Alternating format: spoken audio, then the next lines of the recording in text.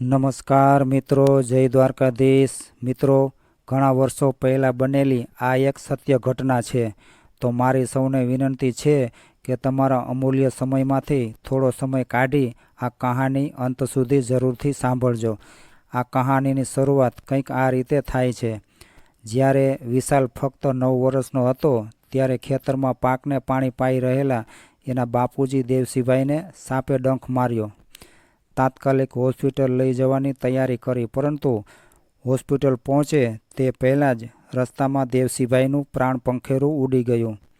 દેવસિંહભાઈના પત્ની જયાબેન ઉપર અચાનક દુઃખનો પહાડ તૂટી પડ્યો. દેવસિંહભાઈનો અને તેમના નાના ભાઈ ભીમજીનો પરિવાર હજી સાથે જ રહેતો હતો. ભીમજીભાઈના લગ્ન થયા એને 8 વર્ષ વીતી ગયા હતા, પરંતુ હજુ સુધી તેમને ત્યાં પારણું બંધાયું ન હતું. ભીમજીભાઈના ધર્મપત્ની કમળાબેન એકદમ મળતાવળા સ્વભાવના હતા. જયાબેન પણ ખાનદાન ઘરના દીકરી હતા. દેવસિંહ અને ભીમજીનો ભાતૃપ્રેમ એક મિસાલ સમાન હતો. દેરાણી જેઠાણી એવા જયાબેન અને કમળાબેન તો જાણે સગી બહેનો જ જોઈ લ્યો. બે ભાઈઓ સહિયારી ટૂંકી ખેતીમાં રાત દિવસ જોયા વગર અથાગ મહેનત કરતા હતા, અને સાથે જયાબેન પણ કામમાં ટેકો કરતા અને કમળાબેન સાસુ સસરાની સંભાળ રાખતા. આવા બે ભાઈઓના સુંદર પરિવારમાં વિશાલ જે લાડકોડમાં ઉછરી રહ્યો હતો એની તો વાત જ શું કરવી. અચાનક જ આ પરિવારને કોઈની નજર લાગી ગઈ હોય એમ દેવસિંહભાઈએ હંમેશ માટે વિદાય લઈ લીધી. દેવસિંહભાઈના મોતને 1 વર્ષ વીતી ગયું હતું. 28 વર્ષે વૈધવ્યના ખપ્પરમાં સપડાયેલ જયાબેન પ્રત્યે કમળાબેનને કરુણા ઉપજી. જે બનવાનું હતું તે તો બની જ ગયું હતું, એમાં જયાબેનનો શું દોષ? આવા વિચારોએ કમળાબેનને ઘેરી લીધા. બંને ભાઈઓ અને જયાબેન ખેતરે હતા ત્યારે 3જા ધોરણમાં ભણતો વિશાલ શાળાએ ગયો હતો. 7 ચોપડી ભણેલ કમળાબેને બપોરના સમયે ડરતા મને સાસુ સસરા આગળ મનની વાત કહી. સાસુ તો ઘડીભર કમળાબેન સામે જોઈ જ રહ્યા. પછી તેઓ બોલ્યા કે વહુ, તું ગાંડી થઈ ગઈ છે કે શું? ભગવાને દેવ જેવો દીકરો આપ્યો છે તો એના સહારે આખું નીકળી જશે. પરંતુ સમયને સમજી ચૂકેલ કમળાબેનના સસરા બોલ્યા કે વહુ બેટા, તમારો વિચાર સાવ ખોટો તો નથી જ, પરંતુ આ બાબતે તમારા જેઠાણીએ કંઈ કહ્યું છે ખરું? ના બાપુજી, આ તો મારા મનમાં ઉઠેલ એક વિચાર છે, અને આ વિચાર નવા જમાના પ્રમાણે ખોટો પણ નથી. કમળાબેન ડરતા ડરતા બોલ્યા. આ વાતને હજી 1 અઠવાડિયું પણ વીત્યું નહોતું ત્યાં જયાબેનના મા બાપ મહેમાન ગતિ આવ્યા. મહેમાન ગતિના બીજા જ દિવસે જયાબેનના બા જયાબેન સાથે કંઈક ખાનગી વાત કરી રહ્યા હતા. મુખ્ય વિષય જયાબેનના બીજા લગ્નનો હતો. થોડી વારમાં જ કમળાબેન અને એના સાસુને સમજાઈ ગયું કે શરૂઆતમાં આનાકાની કર્યા પછી કહ્યું કે જેવી તારી મરજી, પરંતુ આ મારા વિશાલનું કોણ, અને તમારા જમાઈને હું કઈ રીતે ભૂલી શકીશ? એવું કહીને જયાબેને નિશાસો નાખ્યો હતો. એ બધું કમળાબેન અને તેમના સાસુના ધ્યાન બહાર ન હતું. જયાબેનના માવતરે વિદાય લીધા પછી તરત જ કમળાબેને જયાબેનને કહ્યું કે ભાભી, તમારા માની વાત મેં કાનોકાન સાંભળી લીધી છે. એમનો વિચાર ખોટો નથી. હજી તમારી પાસે લાંબી જિંદગી પડી છે. વિશાલની તમે જરાય ચિંતા નહીં કરતા. આમેય ભગવાને મને ક્યાં વિસ્તાર આપ્યો છે? સગા દીકરાની જેમ જ હું એને ઉછેરીને મોટો કરીશ. ભવિષ્યમાં ભગવાન મારા સામે જોશે તોય વિશાલને તો હું સવાયો જ ગણીશ. આ મારું વચન છે. પરંતુ એક વાત કહેવાની રહી જાય છે કે તમને હું આ ઘરેથી જ નવો સંસાર માંડવા વિદાય કરીશ. જયાબેનની આંખોમાં આંસુ આવી ગયા. તેઓ કમળાબેનને ભેટી પડ્યા. માત્ર 1 અઠવાડિયામાં તો સાસુ સસરા અને ભીમજીભાઈને આ વાત પર સંમત કરી દીધા. ભીમજીભાઈના માવતર આ સંમતિની વાતને લઈને જયાબેનના પિયર પહોંચી ગયા. 3જા મહિને જયાબેનના માવતરે શોધેલ મૂર્તિયા સાથે જયાબેનને વિદાય કરવાની ઘડી આવી પહોંચી. કમળાબેને સમજાવીને જયાબેનને વિદાય કર્યા. આ વિદાયનો પ્રસંગ જોવા તો આખું ગામ ઉમટી પડ્યું હતું. જો કે ચારે બાજુ વાતાવરણમાં ભિન્ન ભિન્ન માનવ તરંગો એકબીજાના કાને અથડાઈ રહ્યા હતા. કોઈ કહેતું હતું કે 9 વર્ષમાં દીકરાને છોડીને નવું ઘર માંડતા જયા વહુને શરમ પણ ન આવી, તો કોઈ વળી એવું કહેતા હતા કે વિસ્તાર વગરની વાંજણી કમળાને જે દિવસે સંતાન થશે એ દિવસથી દેવસીના દીકરાની માઠી દશા શરૂ થશે. ક્યાંક ક્યાંક વિધવા વિવાહને સમર્થન આપનારા એમ કહી રહ્યા હતા કે ધન્ય છે ભીમજીના પરિવારને કે એક વિધવા વહુને દીકરીની જેમ વિદાય કરી. પરંતુ દેવસીનો દીકરો વિશાલ આ બધું કુતૂહલભરી નજરે નિહાળી રહ્યો હતો. એને તો એટલું જ સમજાતું હતું કે હવે મમ્મી ક્યારે પાછી આવશે. વિદાય વખતે વિશાલથી દૂર થતી વખતે જયાબેનથી ના રહેવાયું. તેઓ દીકરાને ભેટી પડ્યા અને રડતા રડતા કહેવા લાગ્યા કે હું તારી નિયમિત ખબર લેતી રહીશ દીકરા. આજથી આ તારા કાકી કમળાબેન તારા કાકીમાં છે. એમ કહીને જયાબેને દીકરાનો હાથ દેરાણી કમળાબેનના હાથમાં સોંપી દીધો. કમળાબેન જેઠાણીને ભેટીને બોલ્યા કે તમે જરાય ચિંતા નહીં કરશો. આપણા દેરાણી જેઠાણીના સંબંધ તો આજથી પૂરા થાય છે, પરંતુ આજથી તમે મારા મોટા બહેન છો અને તમે એમ જ માનજો કે વિશાલ મારો સગો દીકરો છે. હું એની સગી જનતાની જેમ જ ધ્યાન રાખીશ. જયાબેને વિદાય લેતી વખતે કહેલ કાકીમાં શબ્દ એમના હૃદયમાં કોતરાઈ ગયો હતો. એટલે તો એમણે વિશાલને કાકીમાં કહીને બોલાવવાનું શીખવ્યું હતું. સમયના વહેતા અવિરત પ્રવાહોમાં ક્યાંક ક્યાંક લોકનિંદાના શબ્દો જરૂર કાને અથડાતા હતા. શું નવાઈ કરી છે ભીમજી અને એની વહુએ? ભાઈની જમીનને એ ખેડી ખાય છે. વળી કેટલાક યુવાનો તો વિશાલની કાન ભંભેરણી કરતા હતા કે તારા કાકા અને કાકીમાંની ખબર રાખજે. એમને જો બાળ બચ્ચા થયા ને તો તારા પર પનોતી બેઠી સમજજે.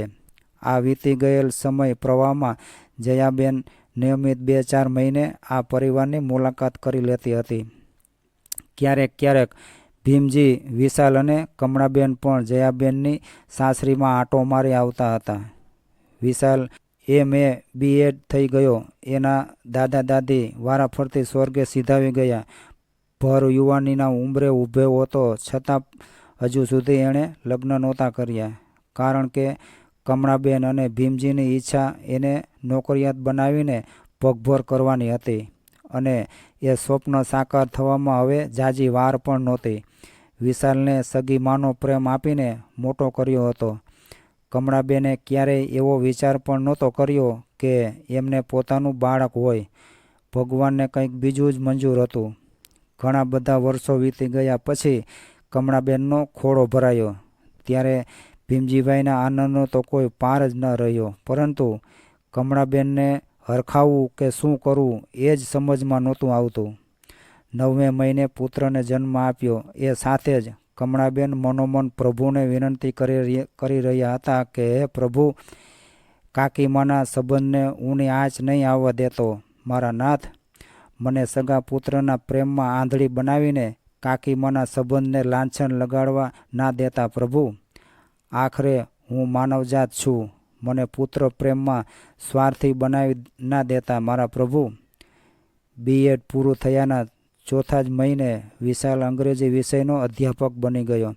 એ સાથે જ કમળાબેન અને ભીમજીભાઈએ વિશાલ માટે કન્યાની શોધખોળ શરૂ કરી. કમળાબેનનો મનોરથ પૂરો થયો. ગ્રેજ્યુએટ થયેલ યુવતી પર વિશાલે પસંદગી ઉતારતા જ ઘડિયા લગ્ન લેવાયા. આગળ પાછળનું જોયા વગર કમળાબેને લગ્નમાં ધોમ ખર્ચો કરાવ્યો. લગ્નમાં કમળાબેનના મોં પર પરમ સંતોષ હતો. એમના મોઢા પર હરખ લબકારા મારી રહ્યો હતો. લગ્નમાં 1 અઠવાડિયા પહેલાંથી જ સહપરિવાર સાથે આવેલ જયાબેનની આંખોમાંથી તો આનંદની જાણે હેલી જ વરસી રહી હતી. કમળાબેને વખાણવાના એની પાસે કોઈ શબ્દો નહોતા. લગ્ન પૂરા થયા પછી વિદાય લેતી વખતે જયાબેનથી વિશાલને કયા વગર ના રહેવાયું. એમણે વિશાલના માથા પર હાથ ફેરવીને કહ્યું કે બેટા વિશાલ, સગી માં કરતાં એ સવાયો પ્રેમ આપનાર કાકીમાને સવાઈ રીતે રાખજે. કહેતા તો જયાબેનના ગળે ડૂમો ભરાઈ આવ્યો. તેઓ કમળાબેનને ભેટી પડ્યા. લગ્નના ચોથા મહિને પ્રથમ આણે પુત્રવધુ કાજલને તેડીને કમળાબેન ઘેર આવ્યા ત્યારે તો એમના હરખનો કોઈ પાર નહોતો રહ્યો.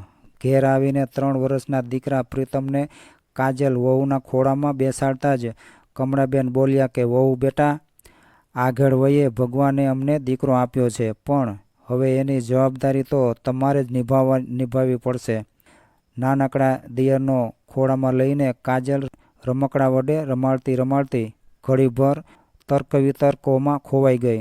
થોડા દિવસ પછી કાજલ વિશાલ સાથે નોકરીના સ્થળે રહેવા જતા રહ્યા. ત્યારે કમળાબેનના મુખ પર એક અમીનો ઓડકાર હતો.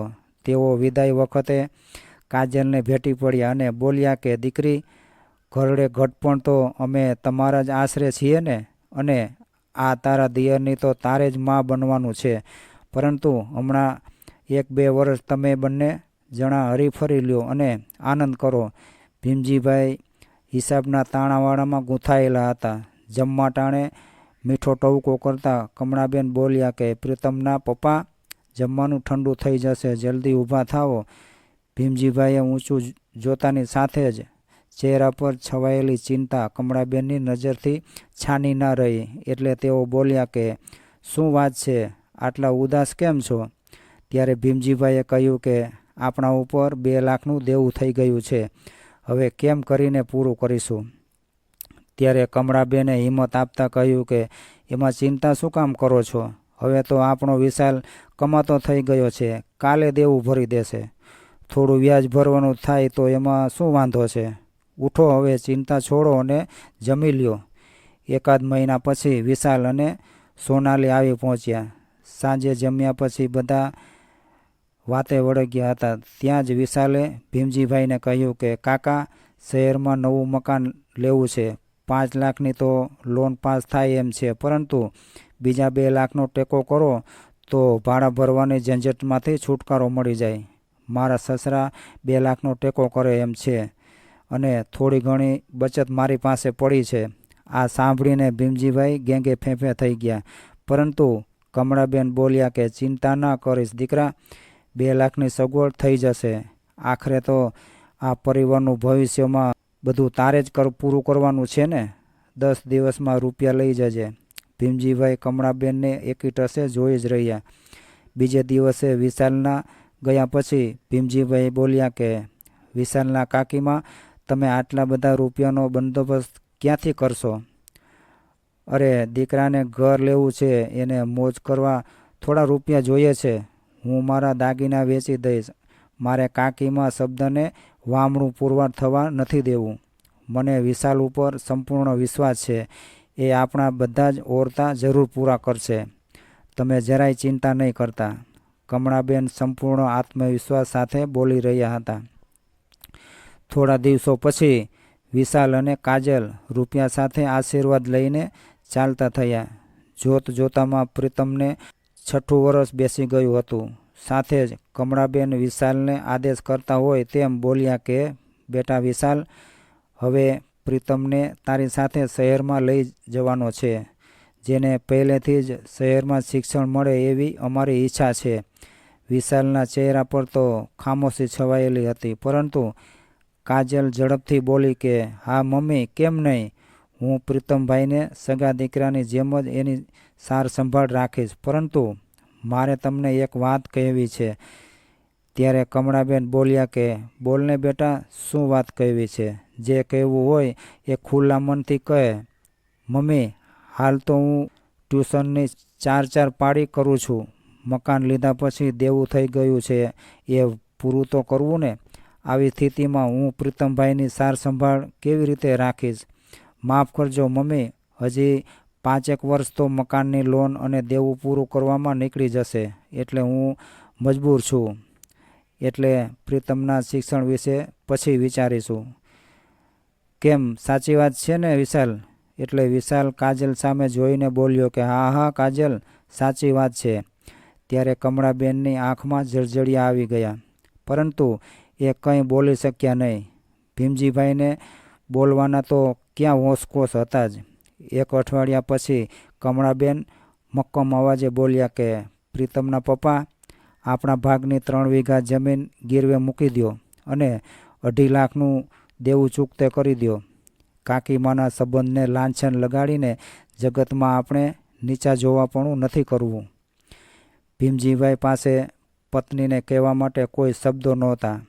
પ્રીતમને ગામની શાળામાં બેસાડીને કમળાબેન પૂરી દેખરેખ રાખતા હતા. 3 વીઘા જમીન ગીરવે મૂકી ગઈ. આખા ગામમાં અરેરાટી ફેલાઈ ગઈ અને સૌ વિશાલ ઉપર થૂ થૂ કરવા લાગ્યા. વાત વિશાલના કાન સુધી પહોંચી ગઈ. એ સાથે જ બંને પતિ પત્ની વચ્ચે ફરીથી ચર્ચા શરૂ થઈ. કાજલે કહ્યું કે તમે જોઈ લીધા તમારા કાકા કાકીના પેતરા? આ બધી આપણને છેતરવાની વાતો છે. 20 વર્ષથી ખેતીની કમાણી એકલા ખાય છે. હવે આપણને ભાગ આપવો ના પડે એટલે આપણને બદનામ કરવા 3 વીઘા જમીન ગીરવે મૂકી દીધી. વાહ, શું ચાલ છે! આજના આ હળાહળ કળિયુગમાં સગા મા બાપ સંતાનોના સગા નથી હોતા તો પછી કાકા કાકી સગા ક્યાંથી થાય? આ જમીનની લાલચે તો કાકીમાએ તમારી મમ્મીને બીજું ઘર કરાવી દીધું. કાજલ, તારી વાત બિલકુલ સાચી છે, પરંતુ હવેથી આપણે છેતરાવું નથી. હું ગામડે જઈને આપણા ભાગની 5 વીઘા જે જમીન છે એ ભીમજી કાકા પાસેથી લઈને અન્યને ભાગમાં આપી દઈશું. એક દિવસ વિશાલ અને કાજલ ગામડે આવ્યા. કમળાબેને પહેલાંથી જ જેમ જ ભાવભર્યો આવકાર આપ્યો. થોડીવાર પછી વિશાલ ખચકાતા બોલ્યો કે કાકીમાં, ભીમજી કાકાની ખેતીમાં કોઈ બરકત નથી, એટલે મેં વિચાર્યું છે કે મારા ભાગની જમીન કોઈક બીજાને ભાગે આપી દઉં. અરે દીકરા, એમાં ખચકાય છે શા માટે? તારા ભાગની જમીનનો તું જ માલિક છે. કમળાબેને એકદમ ઠંડે કલેજે જવાબ આપ્યો. વિશાલ આખો દિવસ ગામમાં ફર્યો, પરંતુ પોતાની જમીન ભાગમાં રાખવા માટે કોઈ તૈયાર ના થયું. સૌ કોઈ વિશાલને ધૃણાભરી નજરથી જોઈ રહ્યા હતા, પરંતુ સ્વાર્થી માનવીને એનું ક્યાં ભાન હતું. શહેર જતી વખતે વિશાલે ભીમજી કાકાને કહ્યું કે કાકા, હવે એકાદ વર્ષ તમે જ ખેતી ખેડી ખાઓ. ત્યારે ભીમજીભાઈએ આડું મોં રાખીને ભારે હૈયે સંભળાવી દીધું કે ના દીકરા, એ જમીન ઉપરથી હવે મારો જીવ ઉડી ગયો છે. એમ કહીને ભીમજીભાઈ ઓરડામાં જતા રહ્યા. એમને અચાનક મોટાભાઈ દેવસીભાઈની યાદ આવી ગઈ. વિશાલ અને કાજલને વિદાય કર્યા પછી તરત જ કમળાબેન જમીન પર ઢળી પડ્યા. ભીમજીભાઈએ મોઢા પર પાણી છાંટીને ઉઠાડવાનો પ્રયત્ન કર્યો, પરંતુ બધું નિરર્થક થયું. આડોશી પાડોશીનો જમાવડો થઈ ગયો. પ્રીતમ મમ્મી મમ્મી કહીને રડી રહ્યો હતો, પરંતુ અડધો કલાક પછી ચક્કરવક્કર આંખે કમળાબેન બેઠા થયા. સૌને ઓળખવાનો નિરર્થક પ્રયાસ કરી રહ્યા હતા. તાત્કાલિક પ્રાઇવેટ વાહન કરીને દવાખાને દાખલ કર્યા. ડૉક્ટરોની પેનલે નિદાન કર્યું કે કમળાબેનને આઘાતને કારણે મગજ પરનો કાબુ ગુમાવી દીધો છે. બીજા જ દિવસે જયાબેનના ઘર સુધી વાત પહોંચી ગઈ. 1 મિનિટની પણ રાહ જોયા વગર તેઓ તેમના પતિ અને દીકરા સાથે હોસ્પિટલે આવી પહોંચ્યા. કોઈની સામે નજર મેળવવાનું તો ભાન જ ક્યાં હતું, પરંતુ જયાબેનને ઓળખવાનો પ્રયત્ન કરી રહ્યા હતા. એમના મોં ઉપર થોડું હાસ્ય પણ છવાયું અને ધીરે ધીરે મોઢામાંથી શબ્દો પણ નીકળી પડ્યા કે કાકીમાં. અટહાસ્ય સભર કાકીમાં શબ્દના વારંવાર હોસ્પિટલમાં પડઘા પડી રહ્યા હતા, પરંતુ એ શબ્દોને લાંછન લગાડનાર કપાતર દીકરો તો શહેરમાં આનંદ કરી રહ્યો હતો. ત્યારે જયાબેનની આંખો ગુસ્સાના કારણે લાલ ઘૂમ થઈ ગઈ હતી. એમના પતિ પ્રવીણભાઈએ એમને શાંત રહેવા ઈશારો કર્યો, પરંતુ જયાબેન ઈશ્વરભાઈને હોસ્પિટલ બહાર ખેંચી ગયા. બહાર નીકળીને એમણે કહ્યું કે ચાલો, અત્યારે જ આપણે વિશાલના ઘરે મળવા જવાનું છે. પ્રવીણભાઈએ લગ્ન પછી પ્રથમવાર જયાબેનનું આટલું વિકરાળ સ્વરૂપ જોયું હતું. હર્યાભર્યા સુખી સંપન્ન પરિવાર સાથે ભગવાનના 4 હાથ હતા અને જયાબેન સંપૂર્ણ પતિ પરાયણ સ્ત્રી હતા. આટલા લાંબા સહજીવનમાં બંનેને ઊંચા અવાજે બોલવાની એક પણ ઘટના આજ સુધી બની નહોતી. 1 કલાકમાં તો જયાબેન અને પ્રવીણભાઈ વિશાલના ઘરે પહોંચી ગયા. કાજલે બંનેને મીઠો આવકાર આપ્યો, પરંતુ જયાબેનનો જીવ હજી ક્યાં ઠેકાણે હતો. કાજલે આપેલ પાણીનો ગ્લાસ ઇનકાર કરીને જયાબેન તાડુકી ઉઠ્યા. કુળને ડૂબાડનાર એ કપાતર ક્યારે ઘરે આવશે? જયાબેનના શબ્દોથી ગભરાયેલ કાજલમાં જવાબ આપવા જેટલી પણ ક્યાં હિંમત હતી. એણે ગભરાતા પ્રવીણભાઈને બધી હકીકત પૂછી એટલે પ્રવીણભાઈએ બધું વિસ્તારપૂર્વક જણાવ્યું. ત્યાર પછી તો કાજલની દશા જોયા જેવી થઈ ગઈ. કાજલ ધીરે ધીરે ત્યાંથી સરકી ગઈ અને મકાન પાછળ જઈને ફોન પર વિશાલને બધી જ હકીકત કહી સંભળાવી. એ વખતે 1 કલાક માટે પણ બેસવાનું જયાબેનને આકરું લાગતું હતું, પરંતુ કાજલને તો 1 કલાક 1 યુગ જેવડો લાગી રહ્યો હતો. જ્યારે વિશાલે ઘરમાં પગ મૂક્યો અને જેવો પગે પડવા નીચો નમ્યો એ સાથે જ રીતસરનો હડસેલો મારીને જયાબેન બોલ્યા કે વાહ કુળના તારક, પૈસાના ભૂખ્યા દીકરા, વાહ! ક્યાં ચોઘડીએ મેં તને જણ્યો હતો કે આટલો બધો તું કપાતર નીકળ્યો? બોલ દીકરા, તને કેટલી ભૂખ છે રૂપિયાની, કે સગી જનતા કરતાં વધારે પ્રેમ આપનાર દેવી જેવા કાકીમાને તે ગાંડી કરી દીધી? બોલ દીકરા, કેટલા રૂપિયા જોઈએ છે તારે? 1 લાખ, 2 લાખ, 5 લાખ, 10 લાખ? બોલ કેટલા જોઈએ છે? હમણાં ઘરે જઈને મોકલી આપું. ભલભલાના હૃદયને ચીરી નાખે એવા શબ્દો વિશાલ અને કાજલના કાળજે તીરની જેમ વાગી રહ્યા હતા. વિશાલ તો રીતસરનો ગભરાઈ ગયો હતો. એને પોતાની ભૂલનો અહેસાસ તો થઈ જ ગયો હતો. સાથે સાથે કાચું કપાયાનો ડંખ કાજલને પણ સતાવી રહ્યો હતો. યુવાનીના થનગણતા ઘોડા પર સવાર થયેલ પતિ પત્ની આર્થિક ગણિતમાં સાવ કાચા સાબિત થયા હતા અને લાગણીઓના તાણાવાણામાં પણ સ્વાર્થની છુરી ચલાવીને દેવી સમાન કાકીમા સાથે જે વર્તન કર્યું એનો પસ્તાવો હવે વિશાલ અને કાજલ ખરા હૃદયથી કરી રહ્યા હતા. થોડીવાર પછી વિશાલ અને કાજલે જયાબેનના પગ પકડી લીધા અને વિનંતી કરવા લાગ્યા કે અમને ફક્ત 1 મોકો આપો મમ્મી. હૃદયનો પસ્તાવો છેવટે જયાબેન પર અસર કરી ગયો. થોડીવાર પછી હોસ્પિટલ પહોંચીને વિશાલ અને કાજલ કમળાબેનને ભેટીને રડવા લાગ્યા, પરંતુ એ રુદનને કાને ધરવાની ક્ષમતા ક્યાં હતી કમળાબેનમાં? 5 દિવસથી દેવી દેવતાઓને આર્તનાદ ભરી પ્રાર્થનાઓ અને ડૉક્ટરોની સખત મહેનત પછી કમળાબેનનું મગજ સરવર્યું. એમની નજર પોતાના પગ પકડીને બેઠેલ એક યુગલ પર સ્થિર થઈ અને એ સાથે જ કમળાબેનના મોઢામાંથી વાચારૂપી શબ્દો સરી પડ્યા. દીકરા વિશાલ. એ શબ્દો એટલા બધા મીઠાશભર્યા હતા કે કાજલની આંખોમાંથી પણ આનંદની અશ્રુધારા વહેવા લાગી. હોસ્પિટલમાંથી રજા લેતી વખતે પ્રવીણભાઈ કમળાબેનને વિનંતી કરતા બોલ્યા કે સંબંધના રિવાજ પ્રમાણે આપણા શબ્દોને શું કહેવાય એ તો મને ખબર નથી, પરંતુ તમે તમારા જેઠાણીને સમજાવી તૈયાર કરીને મારી સાથે વળાવ્યા હતા. એમની ગેરહાજરીમાં ભર્યા ભાદરિયા પરિવાર પર એક તોફાન આવી ગયું. એના માટે હું મારી જાતને ઋણી માનું છું. હોસ્પિટલની ફી ભરીને એ ઋણ ઉતારવાનો મને મોકો આપો એવી હું 2 હાથ જોડીને વિનંતી કરું છું બહેન. કમળાબેને ભીમજીભાઈ તરફ નજર કરી. પતિનો હકાર એમના દિલને ટાઢા કરી રહ્યો હતો. બીજા દિવસે સર્ટી કઢાવીને કાજલ અને વિશાલ પ્રીતમને લઈને શહેર જવા નીકળી ગયા. ત્યારે તો કાકીમાના અંતરાત્મા સુધી ટાઢક પહોંચી, પરંતુ વિશાલ અને કાજલના વર્તનથી ભગવાનના હૃદયને ટાઢક હજી સુધી નહોતી પહોંચી. એ ટાઢક તો પ્રીતમ 25મા વર્ષે MBA કરીને નોકરીમાં જોડાયો એ વર્ષે વિશાલના ઘેર પારણું બંધાવ્યું ત્યારે જ પહોંચી હતી. અને તે ટાઢક તો 75 વર્ષે પહોંચેલ બોખલા મોઢા વડે વિશાલના દીકરાને હાલા હાલા કરતા કાકીમાના ચહેરા પર પણ સ્પષ્ટ ચાળી ખાતી હતી. તો મિત્રો, આ સત્ય કહાની તમને કેવી લાગી એ જરૂરથી જણાવજો, અને પસંદ આવી હોય તો વિડીયોને લાઇક, શેર અને ચેનલને સબસ્ક્રાઈબ કરી તમારા ભાઈને સપોર્ટ આપો. જય દ્વારકાધીશ.